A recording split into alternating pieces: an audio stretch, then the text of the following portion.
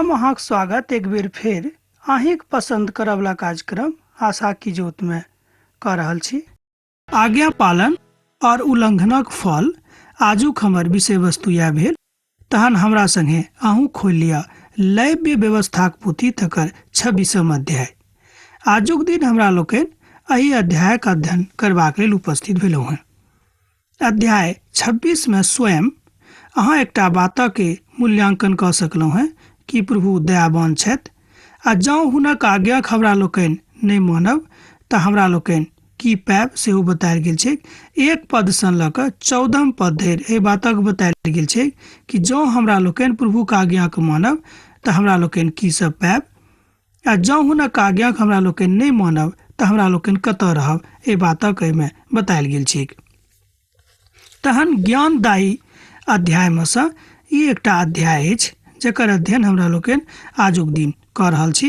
भविष्यवक्ताक इतिहास थिक और इस्राएली जीवनक चक्र खोल कऽ बतायल सेहो गेल छै।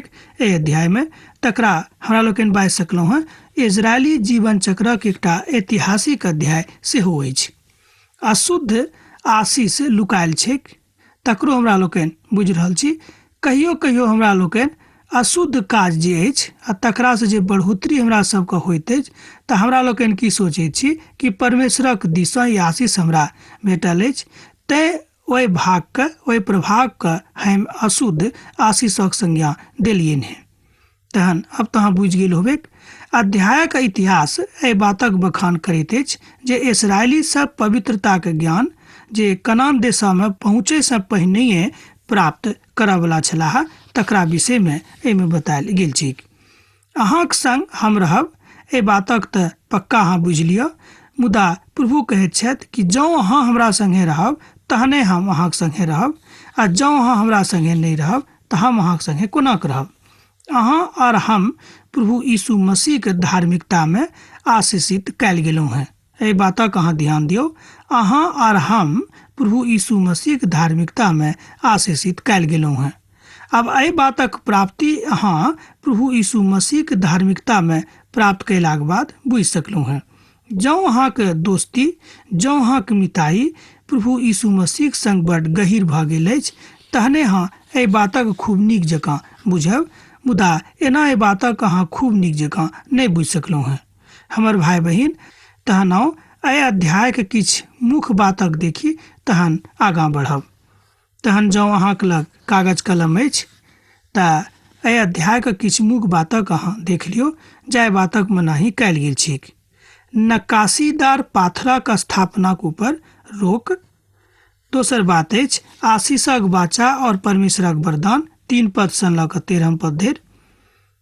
तेसर बात भेल आज्ञा पालनक फल और तकर उपाय 14 पद सँ लऽ कऽ 39 पद धरि।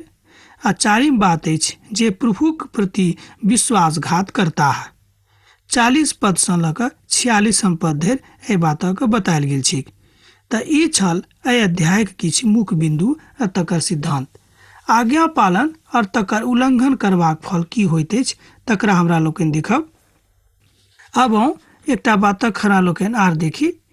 अहाँ पूजनाक उद्देश्य सँ अपना लेल प्रतिमाक नहि बनायब और नहि कोनो खोदल प्रतिमाक खंभा कऽ कऽ अपना लेल ठाढ़ करब आ नहि पूजनक लेल अपना देश में नक्काशीदार पाथरक स्थापना करब, किएक तऽ अहाँक प्रभु परमेश्वर हम थिकहुँ हैं। अहाँ हमर विश्रामक दिनक पालन करब और हमर पवित्र स्थानक भय मानब, हम अहाँक प्रभु थिकहुँ हैं। यहू अध्याय में लगभग 32 बेर एहि बातक बतायल गेल छै कि हम अहाँक प्रभु थिकहुँ हैं। एहि दुनू पद में अहाँ 10 आज्ञाक किछु भागक कार्यान्वयन होइत देख रहल छी। प्रभु परमेश्वरक जे 10 आज्ञा छल तकर कार्यान्वयन होइत हमरा लोकनि देख रहल छी। प्रभु अपन आज्ञाक पालनक दिस अहाँके लऽ जा रहल छथि। ई आज्ञाक माननाइ इस्राएली पुरखक लेल बा जरूरी रहेक। ई नहि खाली पुरखेक लेल, इस्राएली स्त्रीक लेल सेहो बा धिया पुताक लेल सेहो। एहि बातक अहाँ एहि तरह बाजि सकलहुँ हैं कि जतऽ परमेश्वर छथि ओतऽ अहाँ छी आ जतऽ परमेश्वर नहीं छथि ओतऽ अहाँ नहीं रहलहुँ हैं। अर्थात जँ अहाँ प्रभुक संगे अपन संबंध खूब गहीर बना लेने छी तऽ परमेश्वरक संग अहाँक भेंट भऽ गेल अछि, आ जँ नहि बनेने छी तकर मतलब इएह भेल प्रभुक संग अहाँक संगति अखन धरि आरम्भ नहि भेल अछि। तहन एक दूटा बातक आरो देखियौ, विश्रामक दिनक मानवता आ तकर विस्तार, पवित्र स्थानक पवित्रता आ तकर संवेदनशीलताक कायम रखनाइ, ई दुनू बात बतायल गेल छै। मान लियो आशीष प्रभु अहाँके कोना देता जँ अहाँ हुनक विश्राम दिनक विधिक मानब, आ जँ नहि मानब तऽ प्रभु अहाँके आशीष कोना देथिन। एहि आशयक बड्ड विषयकारी बता सकलहुँ हेँ, वा विस्मयकारी सेहो अहाँ बाजि सकलहुँ हेँ। विषयकारी हम एहि दुआरे कहलहुँ कि एहिमे एकटा विषय लुकायल थिक, ओ थिक आशीष अहाँ कोना कऽ पायब, आ विस्मयकारी ई अछि कि जँ अहाँ आशीष पाबि रहल छी तकर मतलब इएह भेल कि प्रभुक लेल अहाँ किछु ने किछु कयलहुँ हेँ। 3 पदसँ लऽ कऽ 6म पद धरि एहि बातक ऊपर हम मनन कऽ सकैत छी। जँ अहाँके लग पवित्र पोथी बाइबिल अछि तऽ एखने अहाँ ओहिमे लिख कऽ राखि लियौक। इएह छल प्रभु, आ इएह छल प्रभुक महिमा आ हुनक वाचा। तकर सिद्धांतक काज जे अहाँके जीवन अछि, हम प्रभु थिकहुँ एहि बातक बेर बेर एहि अध्यायमे बतायल गेल छी। जँ अहाँ हमर विधिके चलब आ तकरा मानब, अगर हमर आज्ञा पालन करैत रहब, तहन हम अहाँक संगे छी, किएक तऽ हम अहाँक प्रभु थिकहुँ हैं। हम अहाँक लेल समय समय पर बरखाके बरखायब, आ भूमि अपन उपजा उपजायत, और मैदानक गाछ अपन अपन फल दैत रहत। एतबेक नहि, अहाँक दाख तोड़बाक कालमे दौनी करैत रहब, और बाग करैत कालमे भरि पेट दाख सेहो खाइत रहब, और अहाँ भरि पेट भोजन करैत रहब, और अपन अपन देशमे निश्चित रूपेण बसल रहब। हम अहाँके देशमे सुख और शांति दऽ देब। अहाँके जतऽ अहाँ रहै छी ओतऽ हम अहाँके बनेने राखब। अहाँके डेरायवला ओतऽ केओ नहि रहता है। हम ओहि देशमे दुष्ट जंतुके नहि जाय देब, तकर हम अहाँके देशमे चलैत छी। एहिठाम प्रभु परमेश्वरक ई वचन जे 3 पदसँ लऽ कऽ 6म पद धरि अखन हम पढ़लहुँ हैं, एहि सभटा वचनमे बतायल गेल छै कि जँ अहाँ हमर आज्ञाके मानब। एहिठाम जँ शब्द बेर बेर छै।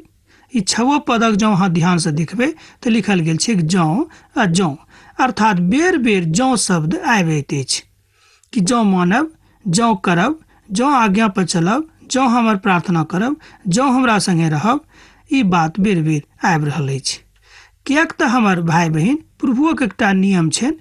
मान लियो जौन देशमे हमरा लोकनि रहैत छी, जौन गाम पर हमरा सब रहैत छी, ओहि देशके, ओहि गामके किछु ने किछु सार्वजनिक नियम कानून होइत अछि। जँ हमरा लोकनि ओहि कानूनके, ओहि नियमके नहि मानब, तकर उल्लंघन करब, तऽ कोना हमरा लोकनि नीक नागरिक कहायब। प्रभु कहैत छथिन कि जँ अहाँ परमेश्वरके देशक नागरिक बनक इच्छा राखैत छी तऽ प्रभुक जे किछु नियम कानून छनि तकरा अहाँके मानैएटा पड़त। तैँ जँ जँ शब्द बेर बेर आयल अछि। हमर व्यवस्थाक अनुसरण करलासँ अहाँके शांति भेटत। हमर प्यारमे रहलाक कारणे अहाँ प्रशांत सागरमे रहब, अर्थात शांतिक सागरमे रहब, अर्थात अहाँ पवित्र रहब, किएक तऽ हम पवित्र थिकहुँ हैं। किएक तऽ कोनो अपवित्र वस्तु पिताके संगे नहि जा सकैत अछि। एहि बातक अहूँ पढ़ने होयब। किएक तऽ पिता परमेश्वर स्वयं पवित्र छथि, तैँ ओ चाहैत छथि कि जे केओ हमरा संगे छथि ओ पवित्र रहता है, तहने ओ हुनका संगे रहि सकैत छथि।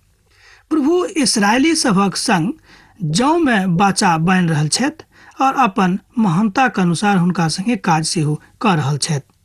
अहाँ शत्रुके भगा देब, और अहाँके तलवारसँ मारल जेता है। एहिठाम देखियौ, प्रभु कहै छथि कि जँ अहाँ हमर आज्ञाके मानब तऽ अहाँके शत्रु अहाँके तलवारसँ मारल जेता है। अहाँमे से 5 मनुख 100 और 100 मनुख 10,000 खदेड़त। अहाँ शत्रुके ऊपर सन्मुख तलवारसँ मारल जेता है। देखियौ, एहिठाम फेर प्रभु परमेश्वर कहैत छथिन कि जँ अहाँ हमर आज्ञाके मानब तऽ अहाँके 5 मनुख 100 के ऊपर भारी पड़ि जेता है, आ 10 मनुख 10,000 ऊपर भारी पड़ि सकैत छथि। देखियौ, एहि तरह प्रभु एहिठाम विश्लेषण कऽ कऽ बता रहल छथिन कि हमर लोक कोन तरहक काज कऽ सकैत अछि। एहिठाम प्रभु शत्रुक ऊपर प्रबल होयबाक बातक बता रहल छथि। ओतबे नहि, प्रबलताक बातक सेहो बता रहल छथि जे परिणाम किछु हुए कियाक तऽ ओ परिणाम अहींके दिस होइते। यहोशूक पोथीमे तकर 23 अध्यायके 10 पदसँ जँ अहाँ गंभीर रूपमे अध्ययन करब तऽ एहि बातक गंभीर रूपमे चर्चा कयल गेल छैक। हम अहाँके दिस कृपा दृष्टि राखब, कनिक ध्यान दियौ, हम अहाँके दिस कृपा दृष्टि राखब और अहाँके फलवंत करब और बढ़ा देब और अहाँके संग अपन वाचाके पूर्ण करब। अहाँ राखल पुरान अनाजक खायब और नव रहलाक बादो पूर्णक निकालब। एहिठाम पिता परमेश्वर कहैत छथिन कि अहाँ धन धान्यसँ परिपूरित भऽ जायब, अहाँ कोनो तरहक तकलीफ नहि होयत, खाय पियैके लेल अहाँ कहियो ललायब नहि। एहि बातक पिता परमेश्वर अहाँसँ वाचा बान्हि रहल छथिन। मुदा ई बात कोना अहाँके जिंदगीमे चित्रार्थ होइत जँ अहाँ प्रभु पर विश्वास राखब। हमर भाई बहिन, एहि दुआरे प्रभु यीशु मसीह एहि संसारमे मनुखक देही धारण कऽ कऽ आयल रहथि, जाहिसँ संपूर्ण मनुष्य जातिके एहि बातक ऊपर विश्वास भऽ जायक कि प्रभु यीशु मसीह संपूर्ण मनुष्य जातिके उद्धारकर्ता छथि। ई अधिकार पिता परमेश्वर हुनका देलनि। एहि बातक ऊपर सेहो अहाँके विश्वास भऽ जायत। विधि विधान माननाइ मनुष्य जातिके काज अछि, अर्थात प्रभु मनुष्य जातिके सृष्टि एहि दुआरे कयनहिए रहथिन कि ओ हुनक गुणानुवाद करैक। एहि बातक अहाँ यशायाके पोथीमे पढ़ि सकलहुँ हँ। यशाया अपन वचनमे अपन पोथीमे कहैत छथि कि मनुष्य जातिक सृष्टि पिता परमेश्वर एहि दुआरे कयलथि जाहिसँ ओ हुनक गुणानुवाद करैत रहिक। हम अहाँके मध्य अपन निवास स्थान बनायब आ ओतऽ राखब और हमर मन अहाँसँ घृणा नहि करता। एहिठाम प्रभु कहैत छथिन कि जँ अहाँ हमर बातक मानब तऽ हमर निवास स्थान अहाँके मध्यमे रहत आ हम कहियो अहाँसँ घृणा नहि करब और हम अहाँके मध्य चलल फिरल करब और अहाँके परमेश्वर बनल रहब और अहाँ हमर प्रजा कहायब। लय व्यवस्थाक पोथीमे तकर 11 आ 12 अध्यायमे अहाँ एहि बातक देख रहल छी। 26 अध्यायके प्रभुक प्रजा बनलाक बाद अहाँ समस्त बातक ऊपर विजयी भऽ सकलहुँ हँ आ प्रभुक महिमाके अपना जिंदगीमे देख सकलहुँ हँ। तहन दोसर पदमे एहि तरह बतायल गेल छै, हम अहाँ जे प्रभु परमेश्वर थिकहुँ हैं, जे अहाँके मिस्र देशसँ एहि दुआरे निकालि कऽ लऽ अनलहुँ हैं जाहिसँ अहाँ मिस्रके दास नहि बनल रहू। हम एहिठाम अहाँके लेल सबटा बातक सोझ कऽ देने छी। हमर भाई बहिन, पिता परमेश्वर एहिठाम कहैत छथि कि सबटा बातक हम अहाँके लेल सोझ कऽ देने छी। प्रभु एहि पदमे अपन उपकरणक स्मरण इस्राएली सभक दिस दिया रहल छथि। ओ बता रहल छथि कि हम कतेक उपकार अहाँके संगे कयलहुँ हैं, मुदा की अहाँ हमर उपकारक बिसरा देने छी। प्रभु जे एकटा उपकरण बनि कऽ अहाँके मध्यमे ठाढ़ भेल छलाह, तकरा की अहाँ बिसरा चुकल छी। न्यायक प्रामाणिकताक दिस कार्यान्वयन होइत अछि। अब एहि बातक ऊपर अहाँ कनिक ध्यान दियौ। 14 पदसँ लऽ कऽ 33 पद धरि एहि बातक ऊपर चर्चा कयल गेल छै वा एना कहियो बड्ड गंभीर रूपे बतायल गेल छै। आखिरी संदर्भ किछु पदक देखब। हम अहाँके पूजनक ऊँच स्थानक ढाइ देब, अहाँके जे जतेक बात अहाँ प्रतिमाके तोड़ि देब और अहाँके लोथक अहाँके तोड़ल प्रतिमाके ऊपर फेंक देब। हमर आत्माके अहाँसँ घृणा भऽ जायत। एहिठाम प्रभु कहैत छथिन अपन दंडक विषयमे कि जँ अहाँ हमर आज्ञाके नहि मानब तऽ अहाँके संगे की सब होइत, तकरा हमरा लोकनि एहि पदमे देख रहल छी। मुदा नीचाँक पदमे एना बतायल गेल छै, हम अहाँके नगरीके उजाड़ि देब, हम अहाँके पवित्र स्थानके उजाड़ि देब और अहाँके चढ़ावाके सुखा देब, सुगंध बुझि कऽ ग्रहण नहि करब, हम अहाँके देशके सुन्ना कऽ देब। एहिठाम पिता परमेश्वर कहैत छथिन कि जँ अहाँ हमर बातक नहि मानब तऽ की सब अहाँके संगे होइत, तकरा अहाँ एहि सब पदमे पढ़ि कऽ देख सकलहुँ हँ। 30 पदसँ लऽ कऽ 33 पदमे एहि सबटा बातक बखान कयल गेल छै। अहाँ आखिरी पदक देखी 33 पदक, हम अहाँके जाति जातिके बीच तितर बितर कऽ देब। कनिक ध्यान दियौ, हम अहाँके जाति जातिके बीच तितर बितर कऽ देब और अहाँके पग तस्वीर से जे अहाँ खींचने छलहुँ सेहो हम सुन्ना कऽ देब। एहिठाम प्रभु कहैत छथि कि जतेक चीज अहाँ अपना जिंदगीके लेल बना कऽ रखने छलहुँ हैं, ओहि सबटा बातक हम अहाँके जिंदगीसँ खत्म कऽ देब। एहिठाम प्रभु कहैत छथिन कि जे कियो बा हमर बात नहीं मानत वो हमरा संगे कोनो स्थिति में बनल नहीं रह सकला। एठाम हमरा सब 14 बातक देख रहल छी आ 5 बातक सेहो देख रहल छी।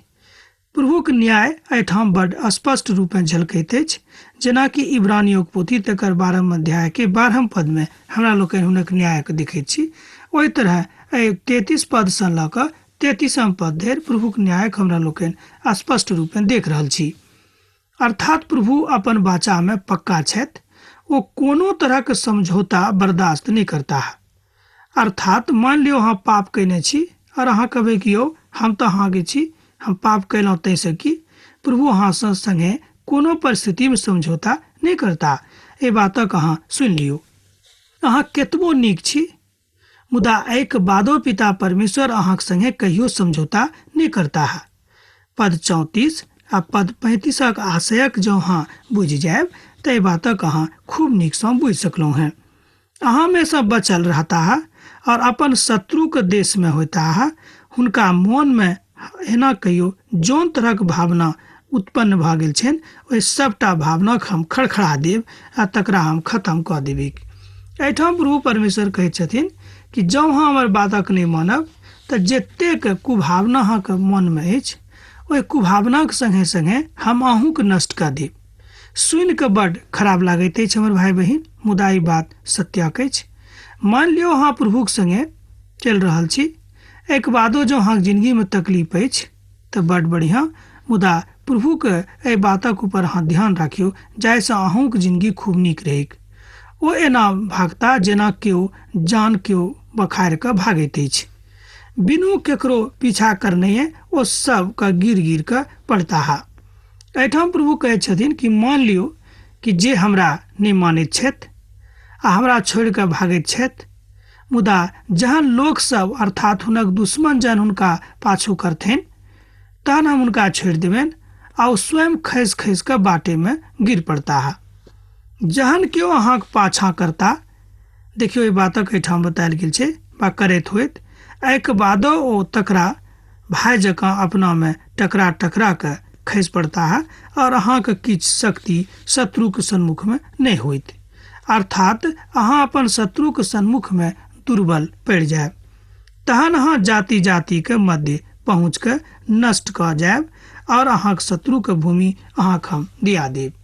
एठाम पिता परमेश्वर एहि बातक अहाँके बता रहल छथिन। अहाँ में से जे बचल रहता है वो अपन शत्रु के देश में अपन अधर्मक कारणे ओहिठाम गल कर रह जेता है। वो अपन पूर्वजक अधर्मक कारणे से उनके स्थान में गल जेता है। लैव व्यवस्था पोथी तकर 26 अध्याय आ तकर 36 पद से ल क 39 पद धरि बातक बतायल गेल छै। एठाम भविष्यवक्ता के एकदम नापल तुलल बातक बतायल गेल छै। भविष्यवाणी के दुर्दशा के विषय में सेहो बतायल गेल छै। एहि तरह बाजि सकलहुँ अहाँ कि भविष्यवाणी जे भेल अछि ओ दुर्दशाक अछि, किएक तऽ जँ अहाँ प्रभुक संगे नहीं रहब तऽ की सब अहाँके संगे होइत तकरा विषय में एहि अध्याय में बड़ विशेष रूप में विश्लेषित कयल गेल छै। नहीं मानब तऽ नहीं मानू, मुदा ई परम सत्यक बात थिक कि प्रभु अहाँ से प्रेम राखैत छथि। एक बादो हो जँ अहाँ प्रभुक संगे अपन नेह नहीं बढ़ा रहल छी तऽ एहिमे अहाँके गलती अछि आ तहन अहाँ कतौ कोनो तरह प्रभु के प्रकोप से नहीं बच सकलहुँ हैं और अहाँ सब बेबीलोनक दासत्वक बेड़ी से फेर बान्हल जायब। तहन एहि अध्यायक एहि पोथीक महान व अति महान अध्यायक संज्ञा देवल गेल छै। मनुख की सब प्रभु परमेश्वरक विरुद्ध में कह सकैत अछि तकरा ऊपर 40 अध्याय से ल क 46 पद धरि हमरा लोकनि पढ़ि सकलहुँ हैं। 40 पद से ल क 46 पद धरि पढ़ि सकलहुँ हैं। 42 पद धरि सेहो एहि बातक ऊपर विशेष रूपे चर्चा कयल गेल छै। तहन जाय वाचाक हम याकूबक संग बान्हने छलहुँ तकरा स्मरण करब आ जाय वाचाक हम इसहाकक और इब्राहिमक संग बान्हने छलहुँ तकरो हम स्मरण करब। एहिठाम प्रभु परमेश्वर एहि बातक बता रहल छथि कि एहि देशक हम अहूँके स्मरण करब। अर्थात जाय देश में अहाँ रहब ओहि देशक हम स्मरण करब, किएक तऽ हमर लोग ओहिठाम छथि। एहि बातक अहाँ विश्वास राखू, अहाँ कतौ रहै छी प्रभु अहाँके स्मरण राखैत छथि। ई एकटा बड़ आशाक बात अछि। हमरा लोकनि ई नहि बिसराबी कि गाम पर छी तऽ प्रभु हमरा के कोना के चिंता, से बात नहि। प्रभु सब ठाम अहाँ कतौ रही प्रभु अहाँके चिन्हैत छथि। ओ देश हुनका बिनु सुना पड़ि जेतैक आर हुनका बिनु सुना भऽ कऽ अपन विश्रामक बालकक मानबैत रहिक। ओ सब अपन अपन अधर्मक दंडक स्वीकार करता है, एही कारणे जे ओ सब हमर आज्ञाक उल्लंघन कयने छलाह आर हुनक आवाजक हमरा विधि सँ घृणा कयने रहैत। एहिके बादो जँ ओ अपन शत्रुक देश में होता तहन हम हुनका एहि तरह छोड़ि देबनि और एहि तरह हुनका सँ घृणा करबनि जे हुनक सर्वनाश कऽ दियनि और अपन हुनक बाचा के तोड़ि कऽ जे हम हुनका संगे बान्हने छलहुँ हेँ, कियाक हम हुनका प्रभु परमेश्वर ठिकौं हेँ। एहिठाम प्रभु परमेश्वर अपन बाचा के इस्राएली सबके स्मरण दिया रहल छथि। ओ कहैत छथिन कि हम अपन बाचा के याद राखि रहल छी, अहूँ अपन बाचा के याद राखू, स्मरण राखू, जाहि कारणे जहिया कहियो अहाँ तकलीफ में पड़ब तऽ हम अपन बाचा के याद कऽ कऽ अहाँके मदद करब, अहाँके सहायता करब। हमर भाई बहन, की अहाँ एहि बातक बुझि रहल छी, एहि बातक अहाँ समझ रहल छी। लैव्य व्यवस्थाक पोथी महान बातक अध्ययन करबाक लेल उपस्थित भेल अछि। हमर भाई बहन, एहि बातक अहाँ खूब नीक सँ बुझि लियौ। ई घनघोर सत्यक सेहो प्रकट करऽ वाला, आधार दिअ वाला अध्याय थिक। एहि बातक अहाँ खूब नीक सँ स्मरण कऽ सकैत छी। तहन अब अहाँ सँ विदा होइक हमर काल भऽ रहल अछि, किएक तऽ घड़ी कहैत अछि कि अब जाउ, अहाँ काल भऽ गेल। हाँ, हमरा एहिठाम अहाँ पाती लिखनाइ नहि बिसरायब। एहि बातक लेल हम बाट जोहैत रहैत छी। हमर भाई बहन, प्रभु यीशु मसीह में अहाँ खूब आनंदित रहू, यह हमर हृदयक इच्छा अछि। तहन हम यह कहब कि प्रभु यीशु मसीह प्रेम, हुनक नेह सैत घड़ी अहाँक जिंदगी में बनल रहेक। आमीन।